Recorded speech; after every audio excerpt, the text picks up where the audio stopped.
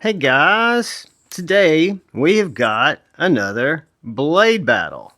Today we are going to take my non-scientific objective as I can possibly be looking at these different variables comparison, and we're going to compare the Benchmade Freek to the Ritter Hogue Mk1. Both about the same size knife. One of them is Ritter Hogue. Doug Ritter had a background with Benchmade and was monumental in designing the Griptilian. That's why this looks very much like a Griptilian, but it's just improved upon in some price point and some of the features that come standard in the Ritter Hogue. Both of these knives are over a year old, so I know the Ritter Hogue now comes in Magna Cut. This one's 20 CV. The Benchmade Freek still comes in N4. So let's just look at the materials and kind of compare them side by side. So the Ritter Hogue has G10 handles, nice contoured, sculpted handles, reversible pocket clip. It's got a bar style axis lock with a very nice thick liner. I don't know if you can see the thickness of that liner. Got a nice stone washed 20 CV blade. Deep carry pocket clip and a lanyard hole. And then the Freek has G10 handles, also a very nice beefy axis frame here, or frame. Has G10 scales that are contoured and milled. Also has a red liner and standoffs, and the blade steel is a coated M4, which I know that M4 is going to have better edge retention. It is going to be tougher. It is going to be just not corrosion resistance. But Benchmade has kind of remedied that by coating it. I believe that's a DLC coating. Got a deep carry clip, and it's reversible. So these two knives are very similar. I have to lean towards the M4 on the blade steel, just in terms of materials. So I'm going to give that point to the Benchmade. The way we do this, if you've not seen it before, we go through and we assign a point or a draw to each of these, and then we total them up at the end and see which one comes out on top. I can tell you that both of these knives are collection knives. They're knives that are in my collection for a reason. I love both of them. They're super knives. There's nothing wrong with either of these knives. You could not go wrong choosing either of these knives. This blade battle is for entertainment and for me just to look at things a little bit more objectively. So action. Action to me is how it deploys, how well it locks up, how well it closes. So if you were watching earlier, the Ritter Hogue here is a slap shutter. I can thumb flick it, I can middle finger flick it, or I can just axis flip it. And then it closes all the way up. The Benchmade Freek, I can axis flip it, I can reverse finger flick it, I can thumb flick it, and it closes all the way up. So they both have very similar action. So if we look at these, they're both perfectly centered. The Hogue is a little bit smoother and it doesn't get hung up like the Benchmade does. Sometimes if I let go of the spring too early, it just falls shut. So these are both very close in action because I skip fit and finish. So for action, I'm going to give it to the Ritter Hogue. Now, I'm going to go back to fit and finish because I skipped over it. So fit and finish, I look at a lot of different things. I look at the milling pattern on the scales. I look at how well the blade centers up. I look at how well the materials come together, right? So here on the Ritter Hogue, you've got solid G10 scales. You've got hardware, really nice milled out G10 handles. Stonewashed 20 CV blade.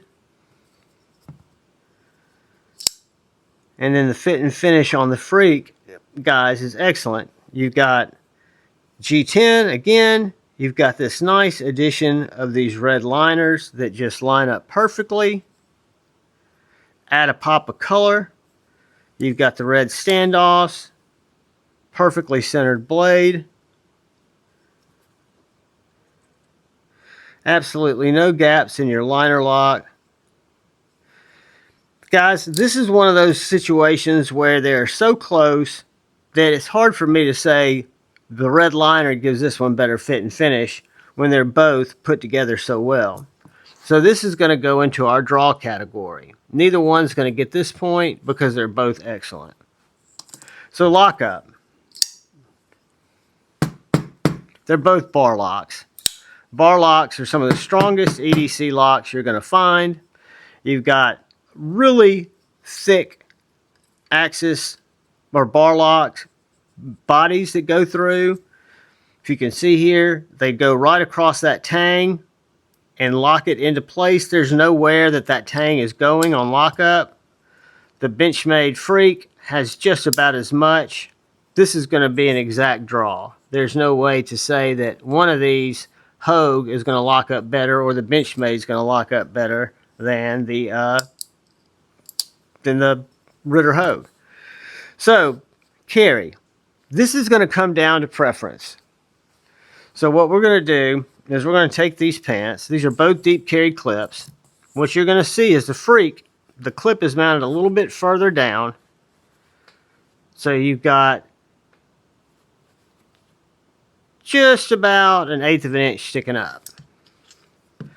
The Ritter Hogue, the clip is done excellent. Slides down fantastically. And you've got maybe 1/4 of an inch coming up. The clips are designed very, very similarly. I do prefer the clip on the Ritter Hogue than on the Benchmade, even though the Benchmade carries a little deeper. You might totally disagree with this. The thickness is just about the same, with the Ritter Hogue being just a little bit thinner. I'm going to give carry to the Ritter Hogue only because of the thinness and the fact that I like the design of this spoon clip, and the tension is much more, to me, conducive with dropping it in your pocket. So now let's do a little slicey test. We'll start with our Ritter Hogue. Neither one of these have been sharpened since I've been running them through some tests. So very slicey through paper. This is a coated blade, so it's still very slicey, but it's going to have a little bit more noise in terms of the way the cut sounds. It's also got some glue on the blade from where we've cut some cardboard with it.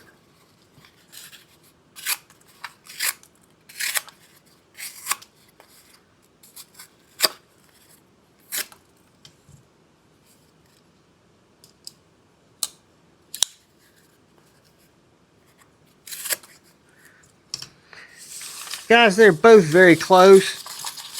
You've got a little taller flat grind on that Hogue because the grind itself, the blade is a little bit taller.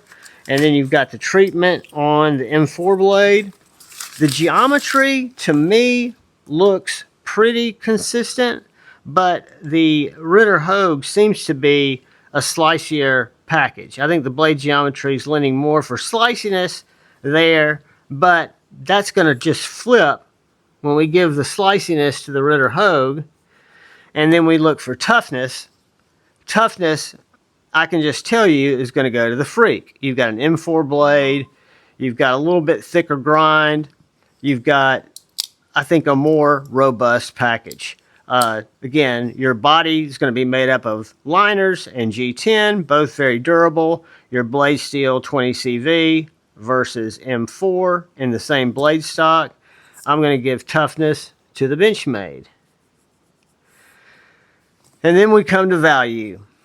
Guys, this is where Benchmade, their warranty is great, but so is Hogue's, and it just, I can't see it. The Ritter Hogue, you can't get it in 20 CV anymore, but you can get it in MagnaCut. This knife at Knife Works, which is where it's available, it's a Knife Works exclusive with Ritter Hogue, is $189. Just like this with the MagnaCut blade. The Benchmade Freek, just like this, just like the one that I bought, is $280.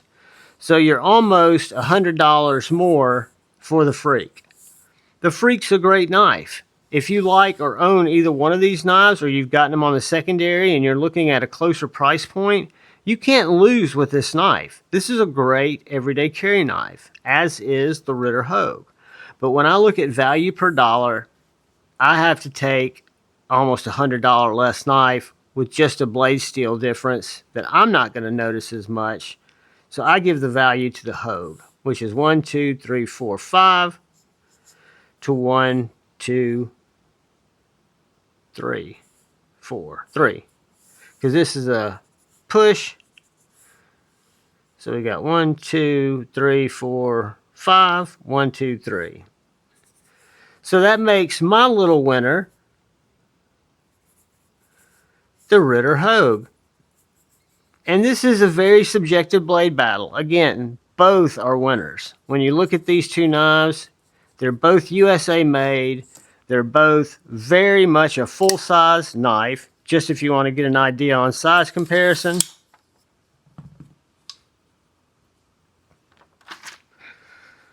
They're both bigger than the Bug Out by a lot. And they're both going to be right around the size of your PM2 in length. So full-size knives, both of them are great. I think the Ritter Hogue does have a little bit better value. I don't think you're going to be dissatisfied with the ergonomics or with the fit and finish or with the action or with the sliciness or with the cutting of either of these knives. They're both winners. Guys, I appreciate you watching. I do want to say thank you to all the channel members. I do want to say thank you for anybody who comes in to watch my knife and my EDC content. I'd like to ask you, if you haven't yet, please hit that subscribe button and that bell notification icon so you can see when my videos come out. Hit the like button. If you don't mind, there'll be a video coming up. If you're looking for something to watch, it might be a good one. Most importantly, though, please look out for the guy or gal to your left. Please look out for the guy or gal to your right. Please look out for one another. Go forward with love in your hearts. Have tolerance. See each other's point of view. You don't have to agree with it. And choose debate, not hate. I love you all. Peace.